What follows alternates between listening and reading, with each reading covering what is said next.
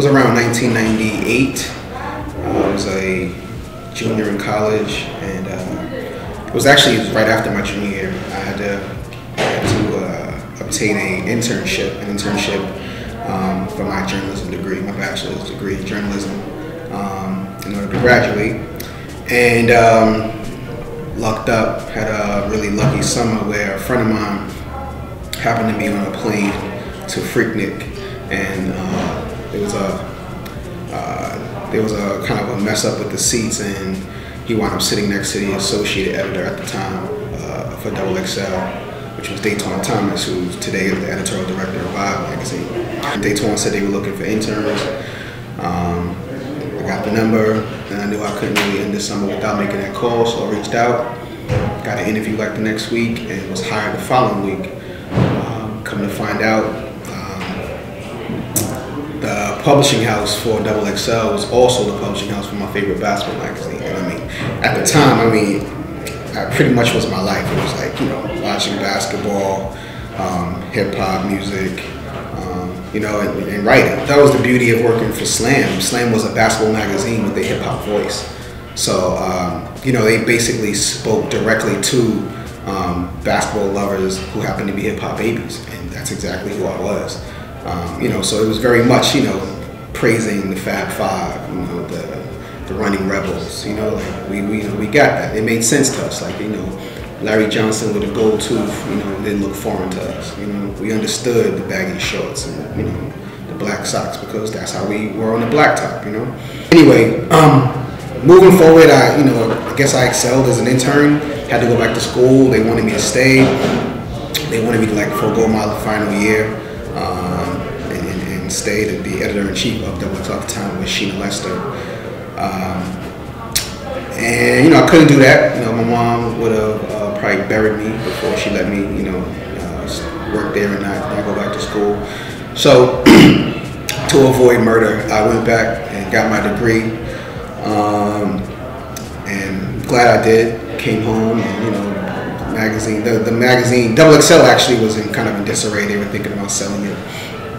So I didn't have the job that I was kind of promised. And I have to give credit to the publisher of XXL, Dennis Page, too, because probably the most instrumental advice he's ever given me was that I should go back and get my degree, because when I come home, I'm good enough to get a job in the magazine business. Editors like Scoop Jackson, he spoke directly to me because he was as proficient with with journalism, with his reporting and his writing as some of the mainstream writers, whether it's the Daily News sports section or ESPN magazine. But he spoke with our lingo, our language, even some of our slang. He just and not even so much in a dialect sense. He spoke from our perspective. And that's what I appreciated more than anything. It was just okay, I get it. We can talk stats all day, and we understand. You can convey to anybody how a layup was made or the last minute shot was made. But when you start talking about the player and his come up, and you start talking about the actual story and talking about Baron Davis growing up around Bloods and being raised coming up out of that environment, and his grandmother taking care of him, and him dribbling his basketball, taking 20 dribbles to school looking down so he didn't have to look at the gangbangers and the crackheads around him. Now you're talking directly to me, because when I walk out of my home and go to the corner, it's pretty much the same stuff. You got hustlers, you got crackheads, it was just a little more familiar. So I felt, and that's when I felt like it was my responsibility, and I felt I was developing a passion to really speak everybody else's story, and that's what I really try to continue to do for my career. Try to speak to those who don't have a voice, those who will go unheard. When L got to XXL, he was obsessed with taking over the source.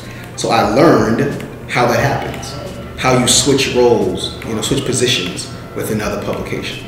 And I learned that it's two things that you can control, and it's something else that you can't control. Number one, you have to try to be great. Two, you have to try to be great consistently. like every day. You have to, like, you cannot let up. Like there are no intermissions. We're trying to be great. If you're trying to come up, if you're trying to switch positions with somebody you feel is bigger than you. Third thing you can't control, a lot of good fortune.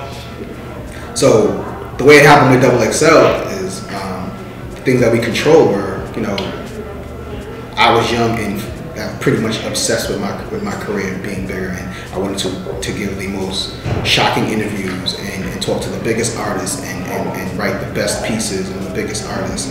L wanted to snatch covers from every other magazine and tell the biggest story and have, you know, the most viable cover in the market. And you know, put together, you know, our lifestyle team, strong lifestyle team, and, you know, ad team, etc. Like, I saw how, you know, a whole team wins a championship, and then, you know, him, and even with all of that work and those great issues that we put together, not just great covers too, because, you know, we get kind of obsessed with covers, but like, we were making great covers and great issues, like back to front. And with all of that, it still wouldn't have been enough, I don't think, or at least the tides wouldn't have turned as quick as they did if, you know, the source didn't kind of injure themselves internally, you know, with their, you know, mismanagement, bad moves, bad PR moves, et cetera, et cetera.